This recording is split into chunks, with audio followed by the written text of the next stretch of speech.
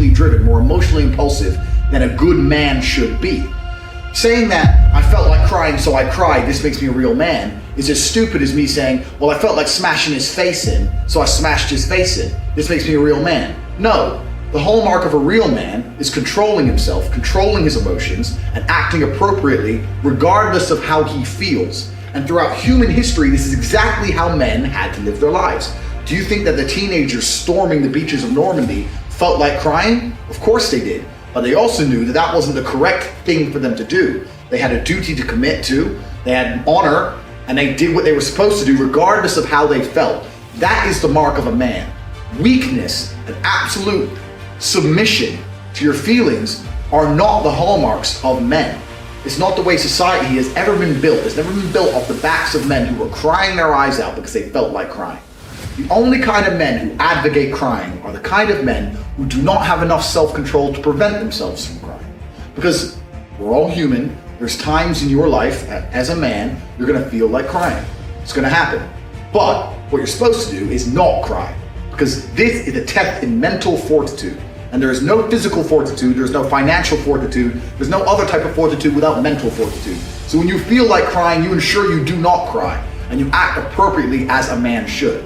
The men who say no, succumb instantly to your emotions, are the kind of people who have no self-control. And let me tell you something about men who have no self-control. Men who live without self-control are the kind of men who cry when their girlfriend cheats on them, because she certainly does, because she doesn't respect the little crybaby, and she's only with you because she's ugly as fuck and she has to settle for a little soy boy pussy like you. And these guys sitting there, what they're trying to do by telling you to cry is drag you down to their level. You look at people like me, and I say, Ross, that's a big G. He's out there, he's fucking women, he's got his Lambo, he's a multi-millionaire, self-made, 6'4", 4-time kickboxing world champion, chess genius. I don't like the way he's living his life because he's kicking too much ass. You need to cry more. He's trying to drag me down to his level so I can be a little crybaby like him. And he wants everyone else who reads his tweets to be a crybaby too, because the more little weaklings he can create, the less bad he'll feel about himself. No man wants to be a little crybaby if they're honest with themselves, and no woman certainly wants to fuck a little crybaby. So don't listen to the advice of people who are living lives you wouldn't want to live. What's actually interesting is, I always use this analogy, if you could build yourself from the ground up, if you could literally just, like from a video game, just tick characteristic boxes and build yourself, nobody would choose to be a small, weak guy who has to cry when he gets upset. Everyone, when they get that application form from God saying build yourself for your next life, would tick tall, strong, smart, mentally tough, doesn't cry, gets pussy, rich. They tick all the things they tell me I'm bad, all the assets I have, everything that I am, they tell me is bad. But if they had the choice to have these things instantly, they would sign up. And the reason they don't have these things is because all of these things come from hard work. To be physically strong, you have to work out, that's difficult. To be financially independent, you have to be smart, that's difficult. So they don't have these things because they're hard for them to acquire, but they're very easy for them to acquire. They have them all. Nobody wants to be a crybaby. The mark of being a real man is not being a crybaby. The mark of a real man is walking down the street, 5 guys with knives coming up to try and rape your girlfriend, and you look at them in the face and saying, fuck you.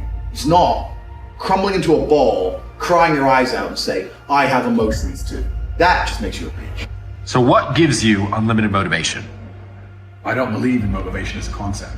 I believe in discipline and defined purpose. People who ask about motivation are basically saying, I don't feel like doing this. How do I feel like doing this? And the answer is, the true red pill is, you're never going to feel like doing it all of the time. Sometimes you're not going to want to do it. Doesn't matter what it is. If I were to tell you to go fucking surfing or skateboarding or driving a Ferrari every day, there's going to be days you wake up where you just don't feel like doing it, no matter how fun it is. That's life. But if you do not do it when you don't feel like doing it, you will never perform against a person who does it regardless of how they feel.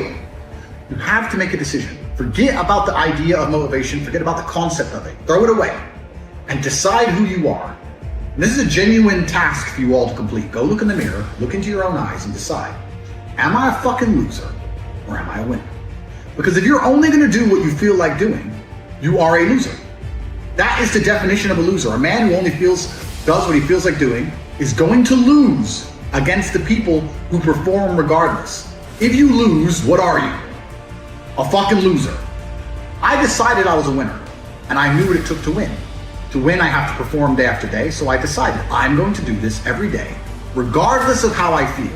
Some days I'll enjoy it, some days I won't, some days it'll be fun, some days it won't. But I'm gonna do it every single day to the best of my ability. I will not allow my emotional state to affect my actions. That's what winners do. Because let's say you're a professional fighter and you've agreed to fight on the 13th of July. That day comes around. You might feel like fighting, you might feel like kicking someone's ass, you might not feel like fighting. You might be a little bit sick. But it's the day, the arena's booked, you have to fight. So you don't get to say, well, I don't feel like it now. You don't get to lose and tell people, well, I didn't feel like it on that day. You just have to do it. You have to be good enough on your worst day to beat your opponent on his best day. It might be your worst day, it might be his best day. You still have to fight, and you still have to win. That's the game. So when people ask me about motivation, I make it very clear. I say, listen, motivation has nothing to do with any of this. This is about who you are. It's about your purpose, your divine purpose given to you, dictated by God. Are you the kind of person who lives a life worth living, or are you a fucking loser? Now, watching this, there's gonna be some of you which fall into each category. You're not all winners. You're in the right place. But some of you are probably still lazy losers. That's the reality. Listen to this video. Take 10 minutes out of your life, go look in the mirror, look yourself deep in the eyes, look at yourself, and decide, are you a fucking loser? Because if you're a fucking loser, you can go read and watch a bunch of shit about motivation to try and convince yourself to do a little bit of work. Or are you a winner? Because if you're a winner, you don't give a fuck how you feel. Work needs doing and it must be done. Want you to submit to me your vision for your dream life. Every time I ask somebody what their dream life is, they give a very lazy, sloppy answer. Well, I want to be rich. How rich? What does rich mean? How much money? Is it in liquid cash? Is it in stocks? Is it in crypto? In which country is it held? How do you diversify to protect yourself against matrix attacks? Who's your accountant? What's the name of the banks your money's held in? What are you going to buy? For you to become rich and successful is going to require pain and suffering. And you have to understand exactly what your dream life is to make the pain and suffering worthwhile. Think about it. Have you ever been to the gym and seen a person in fantastic physical condition? They're strong, they're ripped, they're large. And you say to them, how did you get so big and strong? And they say, I don't know. Oops, it kind of just happened. Or have you ever found a really rich man or a very successful man and said, how did you become rich and successful? And he goes, I don't know, bro. I just woke up one day and it kind of happened and now I'm living my dream life. No, there is a very detailed plan and roadmap. For you to become strong, you must eat a certain way. You must train a certain way. For you to become rich, you must earn money a certain way. You must understand exactly how you're going to make money, whether you're going to be a public-facing figure like me or a man of the shadows with millions of dollars. Unknown, but extremely powerful. You have to design your dream life. What house are you going to live in? Who's your woman going to be? Is she blonde? Is she brunette? What car are you going to drive? Have you even gone on the internet and spec'd your car? You can design your dream car right now for free on the internet, and you can choose the color. You can choose the wheels. You can choose the carbon. Is it a Lamborghini? Is it a Ferrari? Is it a McLaren? How much does it cost to the dollar? You talk about your dream life. You don't even know what your dream life is. How do you expect to get to a destination when you don't know where you're going? Do you understand? I designed my dream life long ago, before I was known, before I had anything. And I worked very hard with a very concise, very detailed plan to ensure I ended up exactly where I wanted to be. And you're not going to end up where you want to be if you don't know where it is. So, for that reason, I want you to submit to me your dream life. I want you to be as detailed as possible. Do you have children? What house you're in? What your woman looks like? What's her personality like? Where did you meet her? What kind of person is she? What car do you drive? Who are your friends? Who are your network? What kind of men are you hanging around with? How are you making money? Are you known? Are you not known? What is your ideal job? How much money do you want to make a month? How much money do you have saved? You have to understand exactly what your dream life is. This is more than just an exercise in understanding how to become a successful person. This is an exercise in life. Without diligent planning, without concise, compendious plans, the chance of you achieving nearly anything is zero.